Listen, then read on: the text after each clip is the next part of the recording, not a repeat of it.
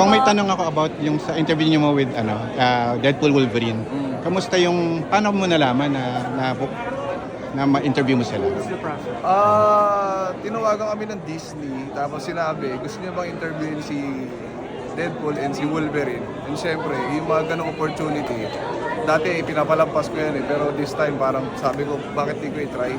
Step out ako sa comfort zone ko and ayun, Pero kabado ka ba talaga? sobra. Grabe. Sobra ka na starstruck? Sobra. Hollywood actor yun. Pero paano nagsama kayo ni Donnie? Wala bang Kay Donnie pa nga lang, nakaka-starstruck na eh.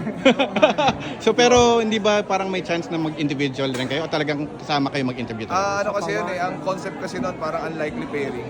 So, parang Deadpool and Wolverine is a unlikely pairing. Same So, with Donnie and Kong. na combination na he's an actor, I'm a vlogger. So, ayun. Sobrang ganda. Congrats. Maraming Job well salamat po done. at nagustuhan niyo. This is your first time